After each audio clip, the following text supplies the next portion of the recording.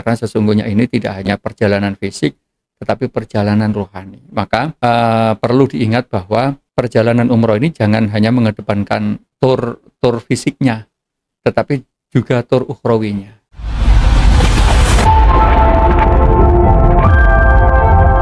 Bismillah, kita melangkah dengan doa dan cinta menuju tanah suci. Let's go, Assalamualaikum warahmatullahi wabarakatuh. Jumpa lagi di Ruang Podcast Bahagia. Bagi sahabat catur semuanya yang sedang menonton, semoga setiap langkah kita semakin didekatkan menuju panggilan Baitullah, Mekah dan Madinah. Baik sahabat catur, di episode spesial hari ini kita sudah kedatangan tamu yang luar biasa, agen resmi Catur Travel dari kota Surabaya. Telah hadir nih bersama kita ada Dr. Haji Mirman Ahmad Taufik, LC MED MA. Assalamualaikum Ustadz. Waalaikumsalam warahmatullahi wabarakatuh. Bagaimana kabar hari ini Ustadz? Alhamdulillah baik, sehat walafiat. Alhamdulillah. Ini tadi ada kegiatan apa aja nih Ustadz di kantor? Alhamdulillah hari ini mengkonfirmasi data-data jamaah, maka kami datang ke kantor sini, kantor pusat catur. Masya Allah. Nah, kita tarik Ustadz langsung ke studio Ruang Podcast Bahagia untuk ngobrol-ngobrol santai nih bersama Minca dan juga sharing-sharing ilmu pengalaman bersama dengan sahabat catur semuanya yang sedang menonton. Tapi sebelum itu Ustadz mungkin bisa diperkenalkan diri dulu nih biar kita sama kenal semuanya. Ya, baik. Assalamualaikum warahmatullahi wabarakatuh. Bismillah, alhamdulillah. Wassalatu wassalamu ala rasulillah amma ba'du. Perkenalkan sahabat catur, saya agen catur dari kota Surabaya. Sehari-hari saya menjadi pengajar bahasa Arab di UIN Sunan Ampel Surabaya dan juga sebagai Ustadz Diniyah di pesantren mahasiswa An-Nur. Dan ini keseharian saya. Lalu keseharian dakwah ya, mengisi beberapa acara di masjid, di perumahan-perumahan dan juga di sini di catur. Masya Allah, luar biasa, sangat luar biasa sibuknya nih Ustadz. Nah, Ustadz, kita akan tanya-tanya seputar pengalaman Ustadz nih menjadi agen resmi. Nah, di balik kesibukan Ustadz ini juga menjadi agen resmi Catur Travel, juga ikut bersyiar Baitullah. Nah, bagaimana cara Ustadz membagi waktunya nih Ustadz di sela-sela kesibukan yang sangat luar biasa ini? Ya, alhamdulillah. Ternyata sibuk di agen ini tidak saya anggap sebagai tambahan pekerjaan, tetapi sudah satu kesatuan dengan pengabdian masyarakat. Jadi ketika saya di kampus, ya mengajarkan keilmuan linguistik Arab, bahasa Arab, dan ketika di pesantren juga mengajarkan kitab-kitab kuning, bertemu dengan santri. Ketika di masyarakat ternyata bisa mengembangkan itu dengan cara pengabdian ini, dengan mengantarkan para jamaah untuk bisa beribadah dengan sempurna dan lengkap memahami apa yang sedang dilakukan dalam ibadah tersebut. Itu. Masya Allah. Bisa diceritakan nih Ustadz, awal kenalnya Catur Travel seperti apa nih? Ya. Awal mula kenal catur itu bahwa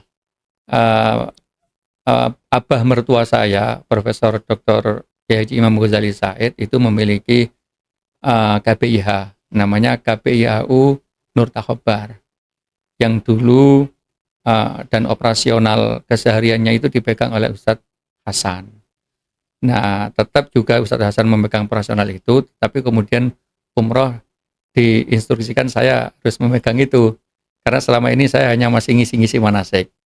Dan kemudian abah mertua saya mengatakan kami sudah punya MOU dengan catur. Jadi perkenalan itu begitu dekat sehingga kami diperkenalkan di sini, dan juga memang catur termasuk travel yang besar.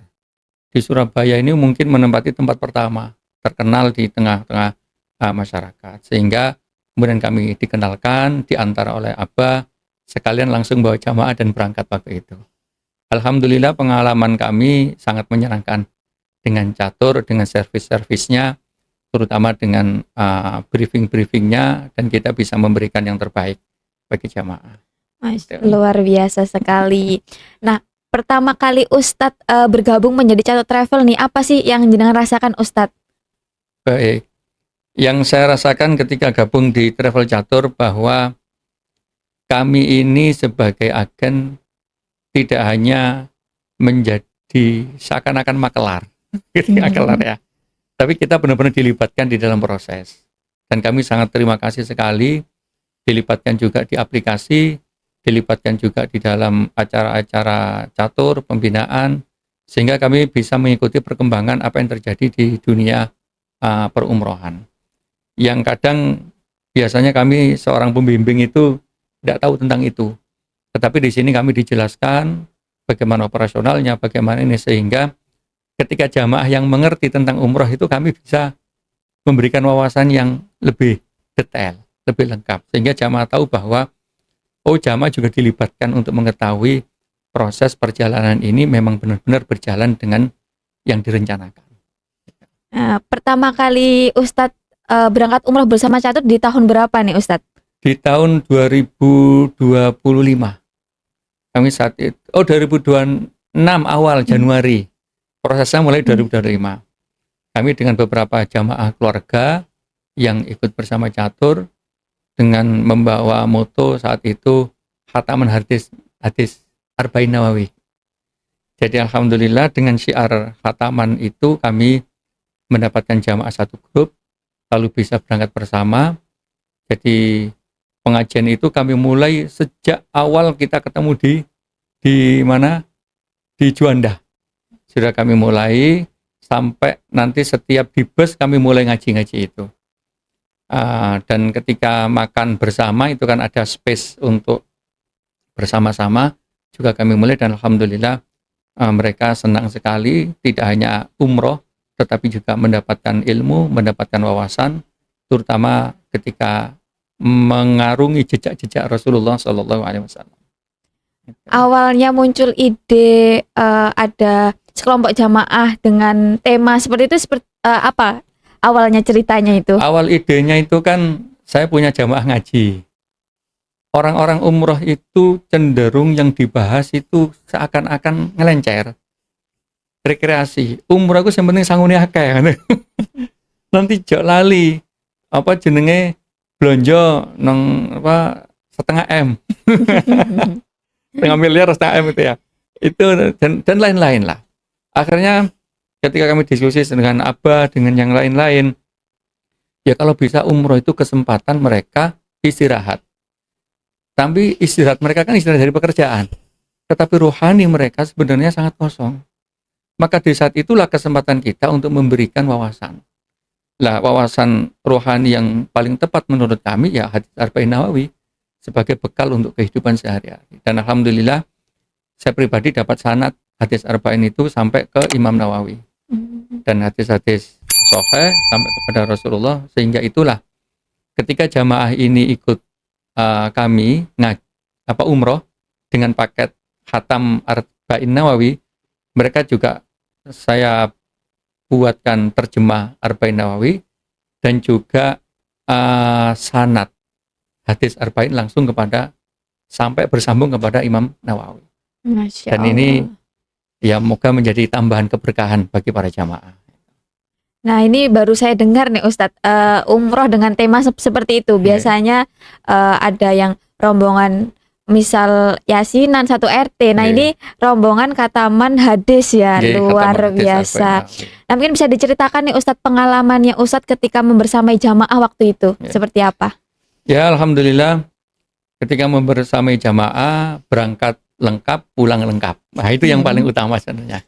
Berangkat sehat, pulang sehat. Ketika bersama mereka, alhamdulillah mereka sangat senang sekali karena setiap kali perjalanan naik bus itu mereka tidak banyak ngobrol juga. Ketika kita melantunkan talbiyah, setelah talbiyah capek ya kita mulai ngaji. Nanti kan biasanya capek tidur istirahat 1 jam. Nanti kita ngaji lagi.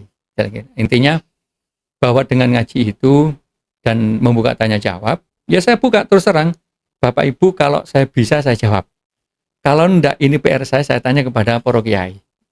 Saya kira ini fair bahwa kalau saya enggak buka pertanyaan mereka juga bertanya. Kalau saya enggak bisa ya juga tinggal saya tanyakan, kan gitu aja PR, menambah silaturahmi. Pengalamannya alhamdulillah mereka juga sangat antusias, bahagia, dan ketika waktu-waktu sholat 5 waktu itu juga kami bebaskan. yang minta didampingi kami dampingi, yang kemudian ya adalah yang sakit ada, tapi alhamdulillah saat itu kita ada dokter.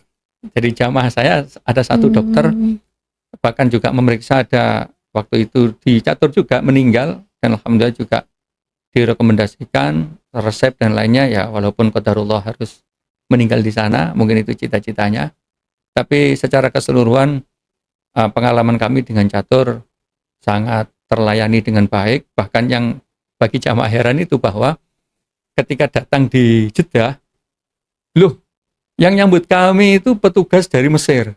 Catur sini. Jadi mereka merasa aman. Oh, berarti orang Arab ngerti catur ya, gitu. Jadi para jamaah itu merasa aman bahwasanya oh, catur ini benar-benar. Ketika sampai di bandara disambut oleh petugas dari Mesir. Ketika nyampe hotel juga disambut oleh petugas dari Catur yang kami sudah menerima kuncinya. Tinggal kunci saya bagi dari sejak di sini kunci sudah saya kasih tahu.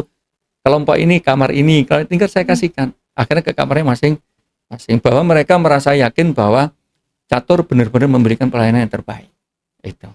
Luar biasa. Okay. Kalau soal fasilitasnya nih Ustadz terkait tentang hotelnya, kemudian makannya, seperti apa jamaah dalam merasakan semua pelayanan tersebut? Kalau kemarin kami tinggal di Tara Yasmin itu sekitar 700 meter ya. Ya mereka sejak awal sudah tahu bahwa Tara Yasmin 700 meter dan kita akan jalan kaki.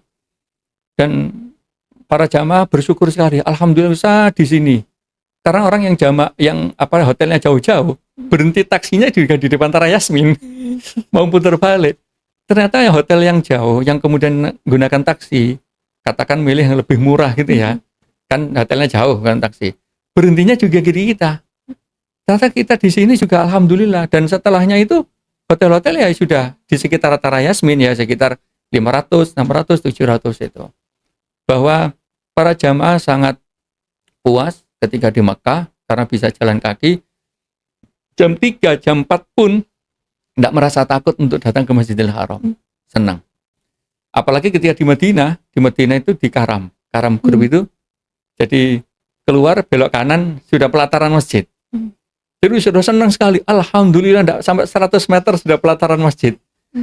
Jadi secara pelayanan hotel ya sangat berterima kasih, sangat maksimal, dan catering juga alhamdulillah ditunggu. Bahkan kami ada jamaah yang sampai jam 9 baru makan. Dan terima kasih kami juga kepada teman-teman catering dari Catur yang di Makkah atau di Madinah. Mereka tunggu. Kalau tidak mereka tunggu, hubungi saya sebagai tour leader, Pak, ada berapa yang belum makan? Ada 5. Pak, saya harus keluar, tapi tak sisain makannya 5 di sini, ambil ya. Iya, terima kasih Pak. Gitu. Karena memang ada jamaah yang mau memaksimalkan ibadahnya. Kita kan nggak bisa nolak kayak gitu. Jadi kadang bersama saya bareng-bareng, ayo kita pulang. Bentar Ustadz, saya khataman dulu, baca Quran. Karena Eman belum khatam itu.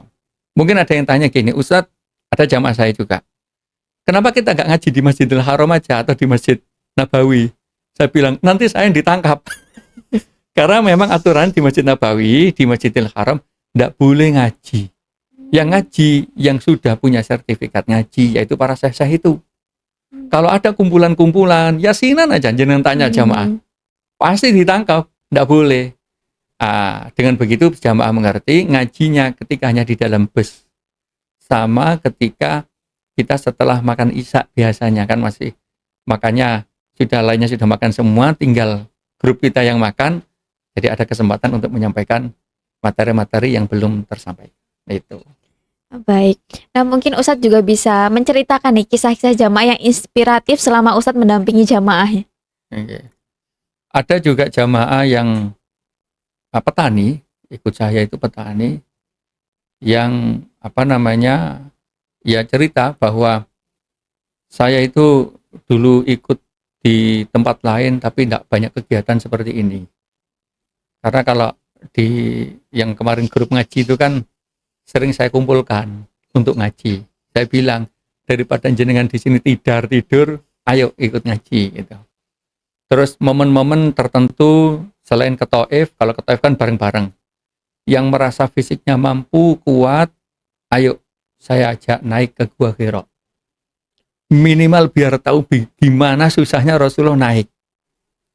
Itu sampai meneteskan air mata, ya Allah Ustaz, tidak kebayangkan saya bisa sampai di sini. Gitu. Naik. Dan jenengan tahu, yang paling awal datangin ternyata yang bapak sepuh ini. Umurnya mungkin 70-an. Yang muda-muda itu sudah tebal di tengah, nggak sampai atas. Dari sekian banyak jamaah saya itu mungkin hanya 10 yang sampai atas, lainnya itu berhenti di itu. Dari situ dia menangis di Masjidil Haram, cerita ke saya, Allah Ustaz, saya puas umroh saat ini. Kenapa puas? Kata dia, saya itu termasuk orang yang di kampung itu diremehkan orang. Diremehkan orang itu begini, lapo saya sering-sering umroh, wong yo duwe lo gak akeh nemen. Dan sebelumnya lapo saya nguliahno anak, wong juga petani ya. Tapi anak-anak dikuliahkan dengan uang yang ada itu. Saya itu enggak sekarang puas, alhamdulillah, enggak peduli di lokno tetangga seperti apa, enggak peduli. Saya sudah puas bisa umroh seperti ini. Tentu menurut saya puasnya tidak hanya puas pelajaran tentang khataman Arba'in Nawawi, tetapi puas juga layanan, karena dengan adanya layanan makan itu seneng loh jamaah saya itu. Enak Ustaz, saya kira makannya basmati, saya tuh nggak suka basmati. Ternyata menunya menu Indonesia gitu. Jadi ada pengalaman yang seperti itu. Ada pengalaman lain yang nyatakan, ya Allah Ustaz, saya di sini merasa puas sekali. Saya membayangkan bahwa jadi jamaah ini tuh tidak berani umroh. Bahkan istrinya dari awal pengen umroh terus, tapi tidak berani. Apa alasannya Tata? Takut diadab di Mekah katanya. Saya bilang sejak awal, ya Allah, boten apa? Boten adik. Pokoknya wis tumut kula mawon. Baca niki tumut, waktunya duduk tumut, berdiri tumut. Akhirnya apa? Setiap ibadah kita tumut. Kadang tumut kula, kadang tumut jamaah yang lain yang dekat sekamarnya. Tapi nggih kula bimbing. Pokoknya kalau bilang bismillah, bismillah, alhamdulillah, alhamdulillah, Allahu akbar ikut. Ya alhamdulillah. Jenengan ngerasa disiksa mboten? Mboten. Puas akhirnya. Jadi ketakutan-ketakutan itu terobati. Ya Allah. Ada yang jamaah itu merasa begini. Ketika di Raudhah, kan memang Raudhah kan aturannya tidak bisa lama ya, cepat. Di Raudhah merasa kurang. Saya bilang begini, Ibu, tidak apa-apa, di sini merasa kurang. Merasa kurang itu menandakan bahwa ibadah kita itu diterima. Bahwa kita itu khusyuk. Dibanding orang yang ketika di sana merasa puas. Merasa puas itu berarti, mohon maaf, jangan-jangan ibadahnya nggak diterima. Kalau merasa kurang berarti merasa masih butuh dengan pertolongan Allah. Monggo nanti kita puas-puaskan di Mekah. Karena kami dulu Madinah dulu. Ketika di Mekah, jadi saya itu punya komitmen dalam jamaah itu. Jamaah saya wajib megang Ka'bah. Jamaah saya wajib di multazam. Kalau nyium Hajar Aswad, saya tidak mewajibkan itu. Tetapi kalau di multazam saya nyentuh, walaupun itu tidak diwajibkan, dalam bingkai pemikiran saya bahwa iki loh, wong sing ngumpul uang puluhan ribu, ratusan ribu untuk umroh, belum tentu setiap tahun ke sini. Bisa jadi seumur hidupnya hanya ini. Jadi ketika umroh selesai, tawaf selesai, sa'i selesai, kan doa itu. Monggo yang pengen nyentuh ikut saya. Biasanya itu enggak semua. Kadang seperempat, kadang separuh ikut. Umroh kedua, yang kemarin belum nyentuh, monggo sekarang ikut saya. Ikut. Monggo nangisnya dipuas-puaskan. Memang saya maju dulu sampai penuh. Jadi itu tidak ibadah tawaf, tapi memang niat bahwa ini loh Ka'bah yang dijadikan menjadi kiblat. Bukan kita menyembah batu itu, bukan. Tapi ya Allah, seperti ini loh dimuliakan oleh Allah. Sosok batu yang kemudian menjadi kiblat bagi umat seluruh dunia. Dia nangis, biar puas seperti itu. Menurut saya ini cerita-cerita yang sangat memuaskan bagi mereka. Karena tugas kami ya menemani jamaah itu. Betul sekali. Nah, Ustadz tadi sempat diceritakan juga Ustadz bahwa ada jamaah yang meninggal, nggih. Nah, itu bagaimana pelayanan dari Catur Travel ketika menangani jamaah yang meninggal, Ustadz? prosedurnya seperti apa yang jenengan jalani waktu itu? Bahkan pelayanan bagi yang sakit itu tidak hanya saat meninggal. Ketika sakit pun sudah diberikan pelayanan terbaik. Saat itu memang ada dokter di jamaah kami yang minta tolong kepada Pak Dokter itu untuk mengecek. Ternyata jamaah ini sudah punya obat dari rumah, sudah sakit dari rumah. Ditanya bahwa Pak Dokter menyatakan obatnya sudah pas, sudah benar, tidak perlu ada tambah obat lagi, tinggal diminum aja. Tapi nanti konfirmasi memang tidak diminum, diminta makan memang tidak dimakan. Akhirnya begini, Bapak kalau panjenengan tidak mau makan obat ini, nggak akan bisa ke Madinah karena kondisi drop. Pak Dokter gimana? Ini satu-satunya cara ya harus dibawa ke klinik untuk diinfus agar kuat, minimal sampai ke Madinah. Karena itu waktu itu pagi drop bener, jam 1 harus berangkat ke Mekah. Akhirnya dibawa ke klinik untuk diinfus sampai tenaganya kuat. Sampai di Mekah dibawa ke klinik lagi untuk mendapatkan pelayanan medis, dicek. Tetap memang kondisinya membaik sebentar, tapi jatuh sebentar. Jarak 2 hari setelah itu baru meninggal. Ketika meninggal disampaikan oleh pihak Catur Travel yang di sana kepada muasasah. Karena memang prosedurnya kita tidak bisa mengikuti sampai selesai semuanya oleh pihak muasasah. Kami hanya mendampingi untuk proses selanjutnya, untuk dimakamkan dan sebagainya. Semuanya dilakukan secara syar'i sesuai dengan tuntunan. Jadi kita tidak tinggalkan begitu saja, tidak, tapi tetap sampai selesai. Berarti dimakamkan di sana ya, Ustadz? Dimakamkan di sana. Respon keluarga seperti apa waktu itu, Ustadz? Saya kurang tahu secara detail karena itu ikut grup yang lain. Ya tentu insya Allah menerima lah. Karena tentu kami sedih ada anggota yang harus meninggal di sana. Tapi kadang ampun nih Mbak, bisa jadi itu gembira bagi dia. Dan itu cita-citanya. Dan saya ceritakan, saya tuh punya jamaah, tapi tidak pas di situ. Mbah nenek, mbah sama nenek, Mbah Yud, Mbah Kung, itu tua, sepuh. Ketika di sana, itu tidak mau makan. Apa ditanya? Mbah, jenengan mam tidak mau makan, gak apa-apa nak, aku mau mati di sini. Mau mati di sini. Mbah, mboten asal mati di sini. Cita-cita mati itu mbah. Dia naik sakit nggih wangsul mbah, wis gak apa-apa nak bener di sini. Akhirnya napa?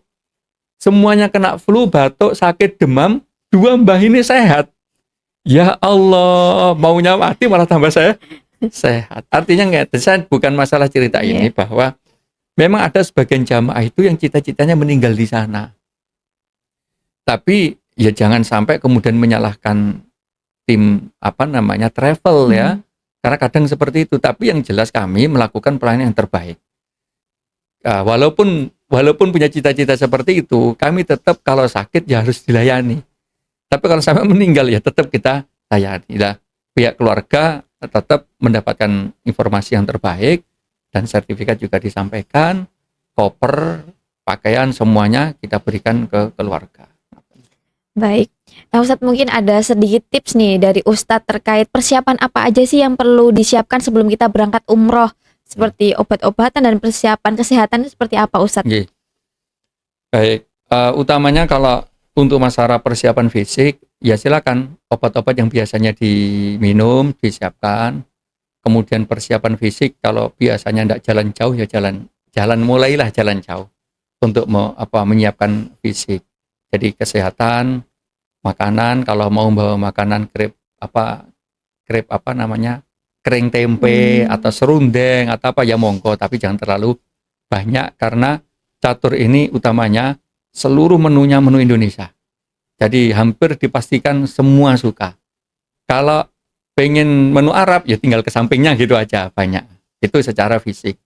Secara rohani silakan menyiapkan dengan ajaran-ajaran umroh yang terbaik.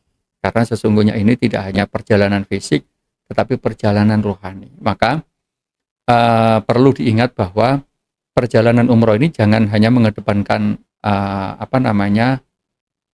tur fisiknya, tetapi juga tur ukhrawinya. Sehingga ketika ke sana tidak hanya mendapatkan umroh saja, tetapi mendapatkan nilai semangat ibadah setelahnya. Nah, ketika mendapatkan nilai ibadah setelahnya, maka saya selalu menekankan bahwa umroh itu sambil belajar ilmu. Jangan hanya kemudian, kalau umrohnya kan cuma 1 jam, 3-4 jam selesai toh. Setelah itu belanja. Maksud saya gini, kalau umroh itu sekaliguslah mempelajari jejak Rasulullah, hadis-hadis Rasulullah, sambil lalu mempelajari hukum-hukum Islam, sehingga ketika pulang, mohon maaf Mbak, orang pulang umroh itu pasti dikiaikan, disuruh doa, disuruh ngimami, ya kan?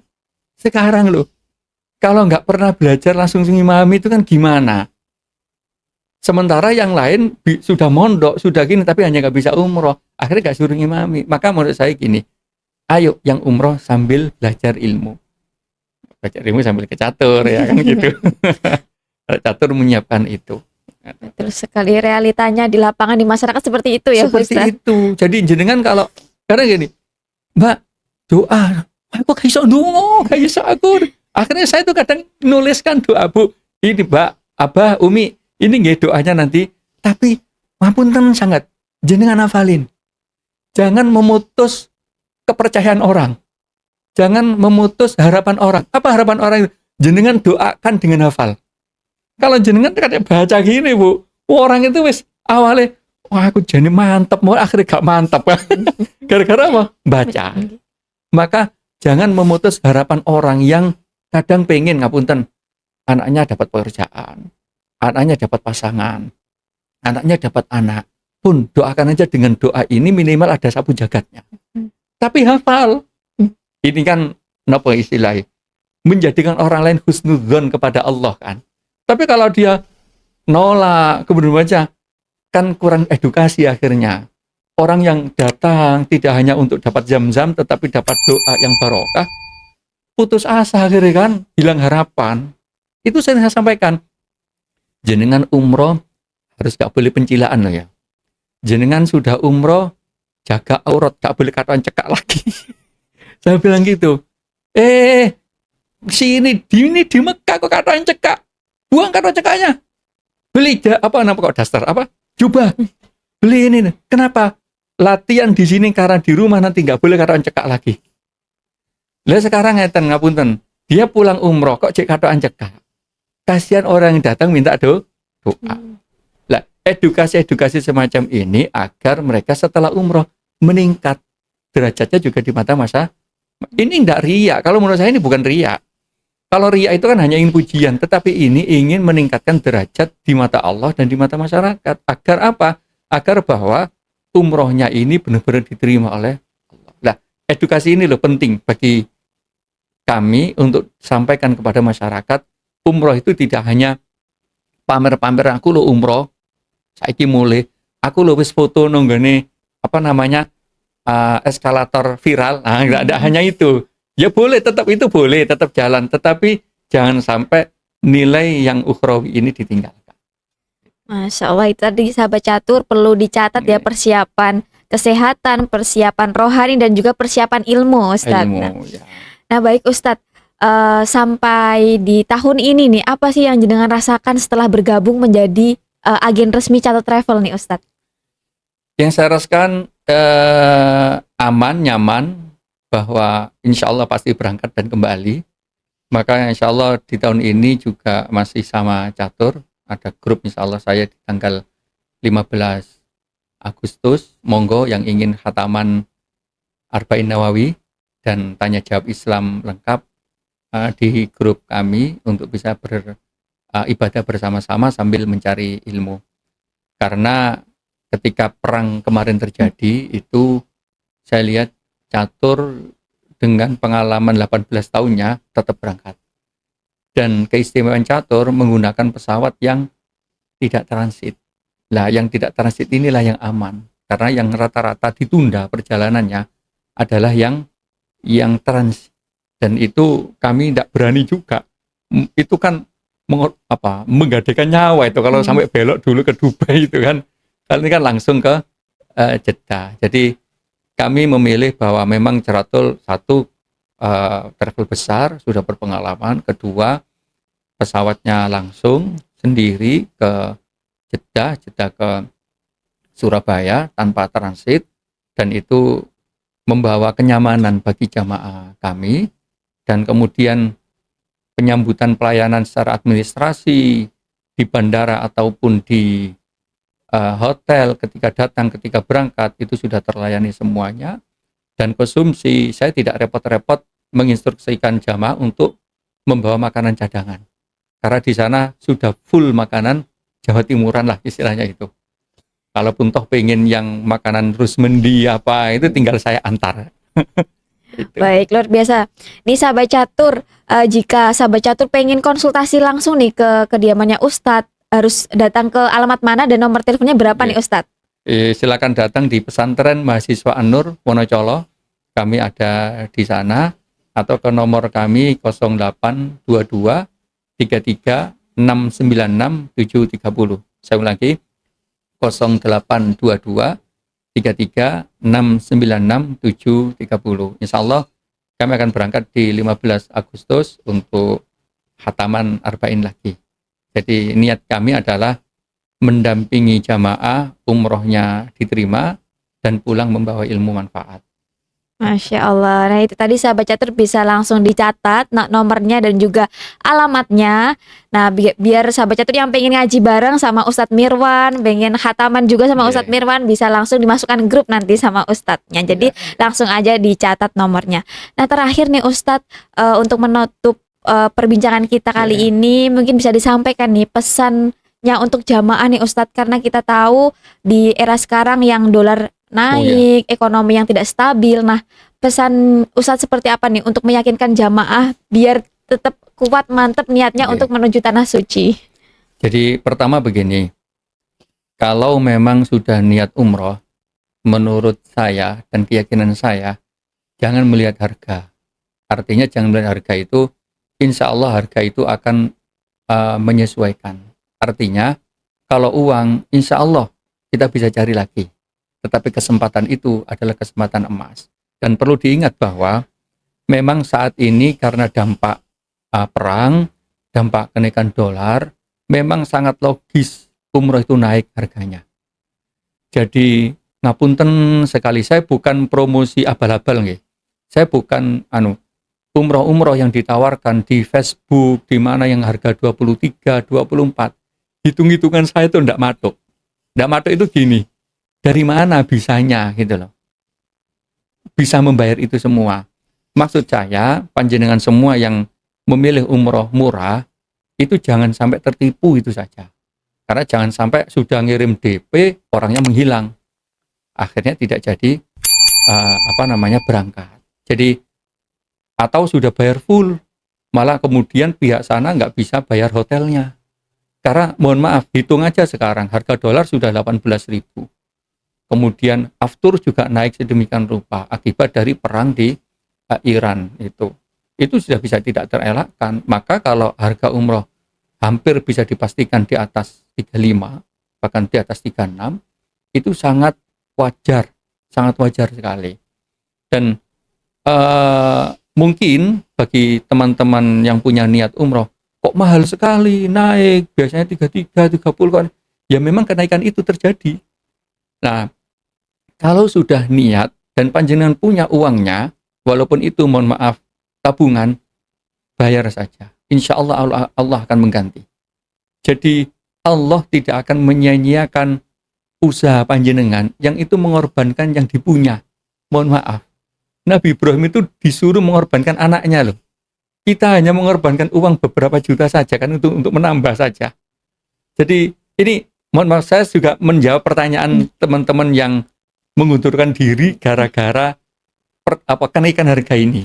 Saya sampaikan ini sangat wajar, bukan direkayasa oleh catur, bukan direkayasa oleh travel-travel yang lain. Jangan lihat aja, bandingkan travel-travel yang berangkatnya rutin ya. Rutin itu bukan berangkat yang sebulan sekali, enggak, yang berangkatnya rutin semuanya naik karena kenaikan itu. Jadi hati-hatilah Bapak Ibu memilih harga, karena harga terlalu murah itu juga bahaya di keberangkatan panjenengan. Tetapi dengan harga ya bukan mahal sih, memang sesuai dengan apa yang diberikan pelayanannya, tidak menggunakan shuttle. Pokoknya kalau nggak shuttle itu enak. Kemana-mana bebas. Kalau shuttle itu masih nunggu 5 menit, 10 menit, kadang 15 menit, baru datang bus untuk berangkat ke Masjidil Haram. Kalau pulang juga tidak bisa langsung. Nunggu 1 jam dulu, biar bisa orang terurai. Kalau jalan kaki seperti hotel-hotel yang disediakan catur ini, enak. Tinggal pulang, berangkat tinggal berangkat. Apalagi arah-arah miswalah, itu arah-arah yang bagus. Jadi saran saya kepada teman-teman, jangan melihat mahalnya, tetapi lihatlah layanan dan rekam jejak keberangkatannya. Jadi kalau rekam jejak keberangkatannya tidak pernah gagal, insya Allah itulah yang terpercaya. Karena kita tidak bisa hanya mengandalkan sisi murah, tapi nanti tertipu di tengah jalan. Nah, itu tadi sahabat catur pesan dari Ustadz Mirwan, cek dulu layanannya dan juga rekam jejak travelnya sebelum jenengan memilih travel untuk menemani perjalanan ibadah Anda. Ya. Nah, kita ucapkan terima kasih banyak Ya, kepada sama-sama. Ustadz Mirwan. Kita sudah menyita banyak sekali waktunya yang Nah, saya senang sekali ini. kita ucapkan terima kasih atas ilmu dan juga sharing pengalamannya yang luar biasa. Semoga bisa menjadikan kebermanfaatan bagi kita semuanya dan juga kita ucapkan terima kasih kepada sahabat catur yang sudah menonton. Ustaz, sebelum kita tutup kita tagline dulu nih ya. Oh iya, gimana? Oke. Catur Travel, umroh, keluarga bahagia. Haji bersama yang tercinta. Bersama Catur pasti berangkat. Terima kasih. Wassalamualaikum warahmatullahi wabarakatuh. Waalaikumsalam warahmatullahi wabarakatuh.